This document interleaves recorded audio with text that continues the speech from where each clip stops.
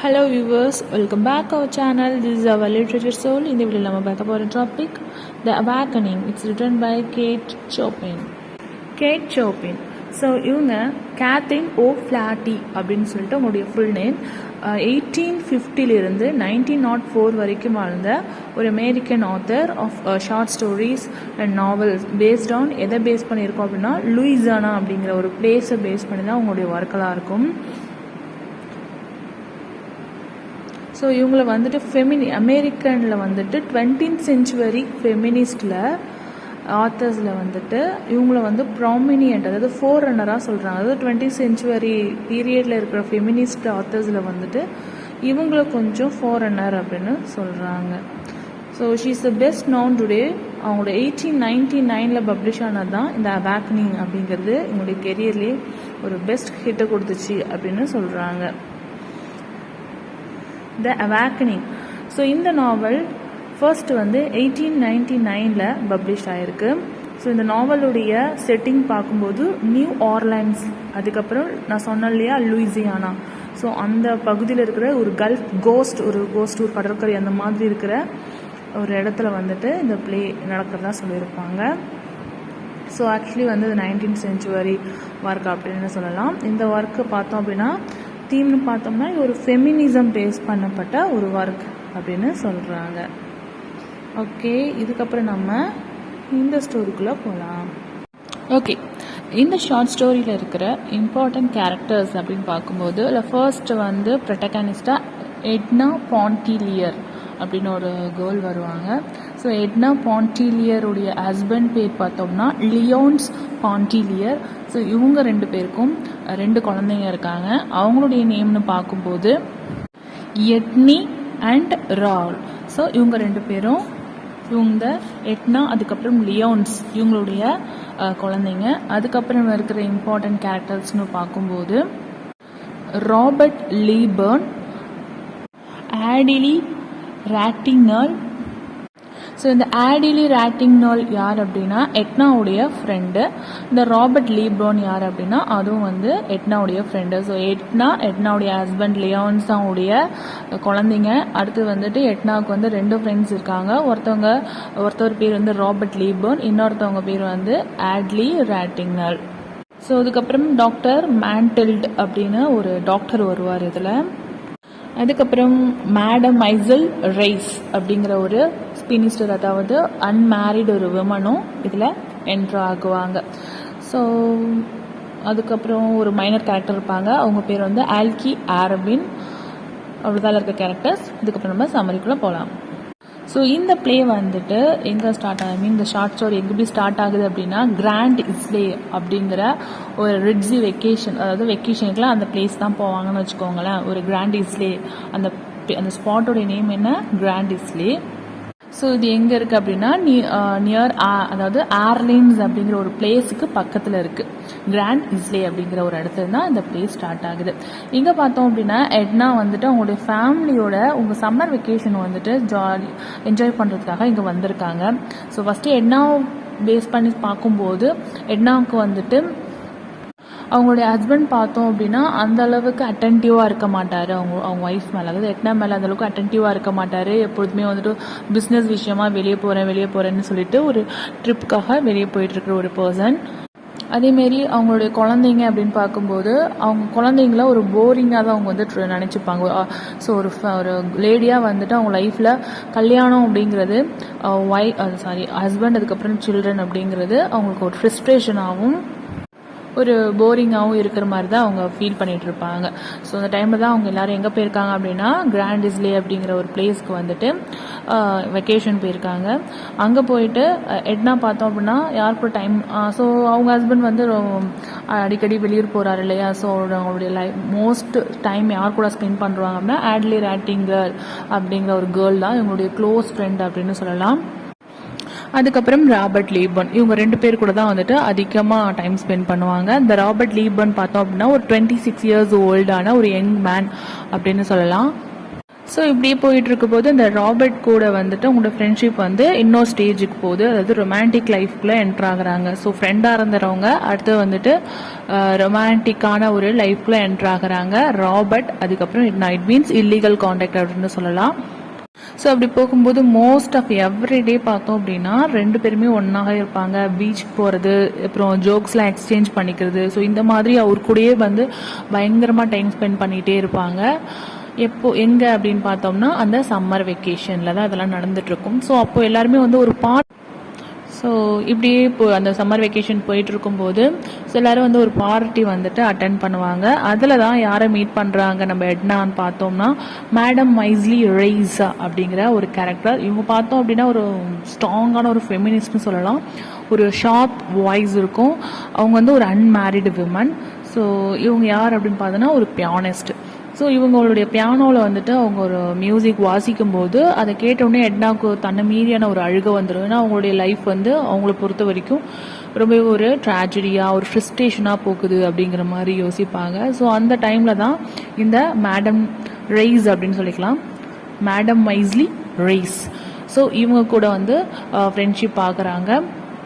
இவங்க 2 பேரும் பயங்கர ஃப்ரெண்ட் ஆகும்போது இந்த மேடம் மைஸ்லி ரெய்ஸ் வந்துட்டு அவங்களுடைய லைஃப், அவங்க ஃப்ரீடமாக இருக்கிறது, ஃபினான்ஷியலாக அவங்க ஃப்ரீடமாக இருக்கிறது, ஸோ இந்த மாதிரியான நிறைய தாட்ஸை வந்துட்டு எட்னாவுக்கு கொடுக்குறாங்க. ஸோ அதுக்கு முன்னாடி வரைக்கும் எட்னாவுக்கு வந்துட்டு சீல வந்து ஸ்விம் பண்ணுறது, கடலில் வந்துட்டு நீந்துறதுங்கிறது பயங்கரமான ஒரு பயமாக இருக்கும். ஸோ இவங்க நிறைய, அதாவது இந்த ரெய்ஸ் அப்படிங்கிறவங்க நிறைய விஷயம் வந்து ஷேர் பண்ணும்போது ஓகே நம்மளும் இதுக்கப்புறம் அந்த ஃபியர்லேருந்து வெளியே வரணும் அப்படின்னு யோசிச்சுட்டு ஸோ அன்னைக்கு நைட்டே என்ன பண்ணுறாங்க அப்படின்னா அந்த சீல போயிட்டு நல்லா ஆழமாக வந்து ஸ்விம் பண்ணுறாங்க. அதுக்கப்புறம் அவங்களுக்குள்ள அந்த பயம் போயிடுது. ஸோ இதான் அவேக்கனிங் அப்படின்னு சொல்லலாம். அதுலேருந்து திரும்ப எழுந்து வரும்போது ஸோ சொசைட்டி, அதுக்கப்புறம் அவங்களுடைய இன்னர் தாட்ஸ், இது எல்லாத்தையுமே வந்துட்டு ஒரு டிஃப்ரெண்ட் வேல வந்துட்டு பார்க்குற மாதிரியான ஒரு விஷயத்தோட அந்த ஸ்விம் முடிச்சுட்டு வெளியே வராங்க. ஸோ தான் அவேக்கனிங் அப்படின்னா அண்டர்ஸ்டாண்டிங், லைஃப்பை பற்றின ஒரு புரிதல் வந்து உங்களுக்கு ஒரு டிஃப்ரெண்ட் வேல வந்துட்டு வருது. ஸோ இதுக்கப்புறம் நம்ம கொஞ்சம் ஃப்ரீடமாக இருக்கணும் அந்த மாதிரி ஒரு தாட்டில் வந்துட்டு அந்த சீலேருந்து வெளியே வராங்க. ஸோ அதுக்கப்புறம் என்ன நடக்குது அப்படின்னா அவங்களுடைய ஃப்ரெண்டான ராபர்ட் இருக்கார் இல்லையா, ராபர்ட் ஃப்ரெண்ட் அப்படின்னு மட்டும் சொல்ல முடியாது. ஸோ அவங்களுடைய மற்ற எல்லா விதமான ஒரு தேவைக்கும் வந்துட்டு எட்னா யூஸ் பண்ணியிருப்பாங்க. ஸோ அந்த மாதிரி அதாவது ராபர்ட்டை வந்துட்டு ஒரு ட்ரஸ்ட்ஃபுல்லாக ஒரு லவ் பண்ணுறாங்க அப்படின்னு சொல்லலாம். ஸோ அவங்க ராபர்ட் என்ன பண்ணுறான் அப்படின்னா பிஸ்னஸ் விஷயமா அவன் வந்து மெக்சிகோ போகணும் அப்படின்னு சொல்லிட்டு இப்போ எட்னாவை விட்டுட்டு போயிடுறான். ஸோ இப்போ எல்லாருமே சம்மர் வெக்கேஷன் முடிச்சுட்டு எங்கே வராங்க அப்படின்னா ஆர்லைன்ஸ்க்கு வராங்க. ஆர்லைன்ஸ் அப்படிங்கிற அதுதான் அவங்களுடைய ஹோம் டவுனுக்கு வராங்க. இங்கே வந்ததுக்கப்புறம் எட்னாவுடைய பிஹேவியர் பார்த்தோம் அப்படின்னா டோட்டலாக சேஞ்ச் ஆகிருக்கும். இது வந்து அவங்களுடைய ஹஸ்பண்டான லியான்ஸிக்கு வந்துட்டு ஒரு டிஃப்ரெண்ட்டாக இருக்கும். ஏன்னா அவங்க வந்து வீட்டு வேலைங்க எதுவும் செய்ய மாட்டாங்க, குழந்தைங்கள டேக் கேர் பண்ண மாட்டாங்க. ஸோ இந்த மாதிரி அவங்க எப்பவுமே ஒரு லோன்லியாக இருக்கணும் அப்படிங்கிற மாதிரி யோசிப்பாங்க. அவங்களுடைய மோஸ்ட் ஆஃப் டைமிங் எங்கே ஸ்பெண்ட் பண்ணுவாங்கன்னா பெயிண்டிங் பண்ணுறது, புக்ஸ் ரீட் பண்ணுறது. ஸோ இந்த மாதிரி அவங்களுக்குன்னு டைம் ஸ்பெண்ட் பண்ண ஆரம்பிச்சிருவாங்க. ஸோ அதனால் லியோன்ஸ் என்ன பண்ணுவார் அப்படின்னா ஓகே இவளுக்கு என்னமோ ஒரு ப்ராப்ளம் இருக்குது, ஸோ நம்ம ஹாஸ்பிட்டலுக்கு கூட்டிகிட்டு போகலாம் அப்படின்னு சொல்லிட்டு ஒரு சைக்காலஜிஸ்ட், அதாவது ஒரு ஃபேமிலி டாக்டரான டாக்டர் மேண்டல்ட் அப்படிங்கிற ஃபேமிலி ஃப்ரெண்ட் அப்படின்னு சொல்லலாம், அவங்ககிட்ட கூட்டிகிட்டு போகும்போது கொஞ்ச நாளைக்கு வந்து இவங்களை ஃப்ரீயாக விடுங்க, கொஞ்சம் ஃப்ரீடமாக இருக்க விடுங்க அப்படின்னு சொன்னதுக்கப்புறம் அவங்க ஹஸ்பண்ட் அதை புரிஞ்சுக்கிட்டு ஹஸ்பண்ட் வந்துட்டு ஒரு லாங் ட்ரிப்காக பிஸ்னஸ் விஷயமா அவர் எப்போதுமே போயிட்டு வருவார் இல்லையா, அதுமாதிரி அவர் கிளம்பிடுவார். அவங்களுடைய சில்ட்ரன்ஸ் எல்லாம் என்ன பண்ணுவார் அப்படின்னா அவங்களுடைய பாட்டி வீட்டுக்கு அனுப்பி வச்சுடுவார். ஸோ இப்போ வந்து நம்மளோட எட்னா எங்கே இருக்காங்க, அவங்க ஹஸ்பண்ட் வீட்டில் தான் இருக்காரு, ஆனால் தனியாக இருக்கிறாங்க. ஸோ இப்போ அவங்க என்ன பண்ணுறாங்கன்னா she feels very happy with freedom life. So ஃப்ரீடமான ஒரு லைஃப்பை வந்துட்டு அவங்க ரொம்பவே என்ஜாய் பண்ணுறாங்க. அந்த டைமில் பார்த்தோம் அப்படின்னா இன்னும் நம்ம மோர் ஃப்ரீடமாக இருக்கணும் அப்படின்னு சொல்லிட்டு அந்த வீட்டை விட்டுட்டு அந்த வீட்டுக்கு பக்கத்துலேயே வந்து ஒரு 2 சின்ன ஹவுஸ் எடுத்து அங்கே போய் தங்குறாங்க. அவங்க பெயிண்ட் பண்ணி வச்சுருப்பாங்களே அந்த பெயிண்டிங்ஸ் எல்லாத்தையுமே சேல்ஸ் பண்ணிவிட்டு ஸோ அதில் வர இன்கம்மை அவங்க ஃபினான்ஷியலாக அவங்க லைஃப்பை பயங்கரமாக என்ஜாய் பண்ணிகிட்டு இருப்பாங்க. பட் இருந்தாலும் ஒரு பர்டிகுலர் டைமில் வந்து அவங்களுக்கு ஒரு லைஃப்பில் ஒரு டெஸ்பேர், ஒரு விரக்தி ஏற்படுது.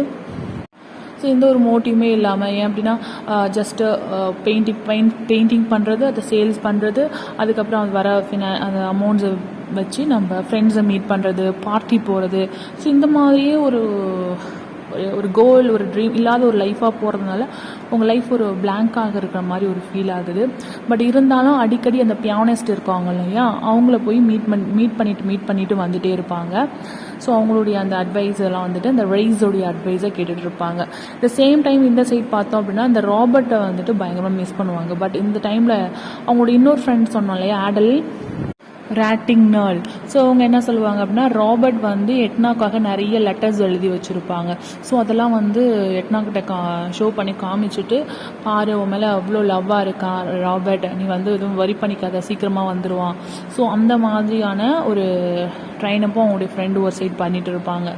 ஸோ இப்படியே வந்து எங்களுடைய லைஃப் போயிட்டு இருக்குது. ஃபினான்ஷியலாக ஃப்ரீடம் ஆகிடுறாங்க. பட் ஃபிசிக்கலாக அவங்களுடைய செக்ஷுவல் அந்த ஒரு விஷயத்தை வந்துட்டு சாட்டிஸ்ஃபை பண்ணணும் அப்படிங்கிறதுக்காக அந்த ஊரில் இருக்கிற ஒரு விமனைசர் அப்படின்னு சொல்லலாம், அவர் பேர் வந்து ஆல்கி ஆர்பின் அப்படிங்கிற ஒருத்தவங்க கூட வந்து இவங்க செக்ஷுவலி, அதாவது ஃபிசிக்கலி அவங்க வந்து சாட்டிஸ்ஃபை பண்ணிப்பாங்க. But love they did not love, ஆனால் ஃபிசிக்கலி மட்டும் அவங்களுக்கு கூட ரிலேஷன்ஷிப் இருக்கும். ஸோ இந்த வேலையே லைஃப் போயிட்டுருக்கா. ஒரு நாள் இந்த ராட்டிங்னல் அப்படின்னு சொல்லலாம் இல்லையா, எட்னாவுடைய ஃப்ரெண்ட் அவங்க வந்து கன்சீவாக இருப்பாங்க. கன்சீவாக இருந்ததுக்கப்புறம் ஆல்மோஸ்ட் வந்து டெலிவரி டைமில் இப்படி போயிட்டு இருக்கும்போது ராபர்ட் ரிட்டர்ன் வராரு. ஸோ ராபர்ட் வந்து எப்பொழுதும் மாதிரி தான் இருக்கிறாரு. இட் மீன்ஸ் அவருக்கு என்ன தேவைன்னா அந்த ஃபிசிக்கலி ரிலேஷன்ஷிப் தான். ஸோ அந்த மாதிரியான ஒரு ரிலேஷன்ஷிப்பில் தான் வந்துட்டு எட்னா கூட இருப்பார். பட் எட்னா என்ன எக்ஸ்பெக்ட் பண்ணுவாங்க அப்படின்னா, ஒரு எமோஷ்னலி சப்போர்ட், ஒரு லவ், அந்த மாதிரியான எக்ஸ்பிரஷன் கேட்பாங்க. பட் அதை வந்து அவர் வந்து கொடுக்க மாட்டார். ஸோ அவங்க பயங்கரமாக ரொம்ப கெஞ்சி இன்றைக்கி நைட்டு மட்டும் என் கூட வந்துட்டு டின்னர் சாப்பிடு அப்படின்னு சொல்லிலாம் கேட்பாங்க. ஸோ அப்படிலாம் வந்துட்டு சாப்பிட்டுட்டு இருக்கும்போது தான் அவங்களுடைய ஃப்ரெண்டுக்கு வந்து டெலிவரி பெயின் வந்து குழந்தை பிறந்திருக்கும். பட் அவங்க இறந்துருப்பாங்க அப்படிங்கிற நியூஸ் வந்து அந்த ராட்டிங்னலுடைய சர்வெண்ட் வந்து சொல்லிட்டு போவாங்க. ஸோ அதனால் என்ன சொல்லுவாங்க அப்படின்னா, ராபர்ட் கிட்ட நீ இங்கேயே வெயிட் பண்ணு, நான் போய் பார்த்துட்டு வந்துடுறேன், என்னுடைய ஃப்ரெண்டு வந்து இந்த மாதிரி இறந்துட்டாங்களா, நான் போய் பார்த்துட்டு வரேன் அப்படின்னு சொல்லிட்டு போயிட்டு நீ இங்கே வெயிட் பண்ணுன்னு சொல்லிட்டு போயிருப்பாங்க. பட் ரிட்டன் அவங்க வந்து பார்க்கும்போது அவள் வந்து I love you, good bye, because I love you அப்படிங்கிற மாதிரி அந்த ராபர்ட் ஒரு சின்ன நோட் வந்து ஒரு மிரரில் எழுதி வச்சுட்டு அவன் போயிடுவான். ஸோ அதுக்கப்புறம் அவங்களுக்கு பயங்கர ஒரு விரக்தி ஆகிடும் லைஃப் மேலே. ஏன்னா ஆல்மோஸ்ட் எல்லாமே முடிஞ்சு போச்சு அப்படிங்கிற மாதிரி.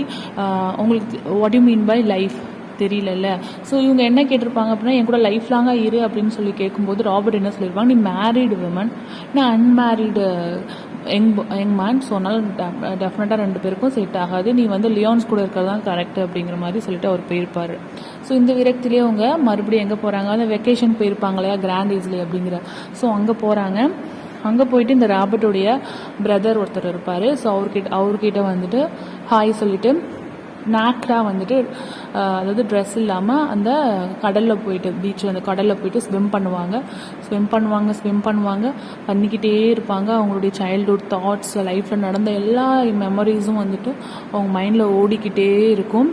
அப்படியே யோசிச்சுக்கிட்டே ஓடிக்கிட்டே அவங்க ஸ்விம் பண்ணிக்கிட்டே இருப்பாங்க. அவங்க டயர்ட் ஆகிற வரைக்கும் ஸ்விம் பண்ணிக்கிட்டே இருப்பாங்க. ஃபைனலாக என்ன ஆகும் அப்படின்னா, அவங்க அந்த கடலையே மூழ்கிட்டாங்க.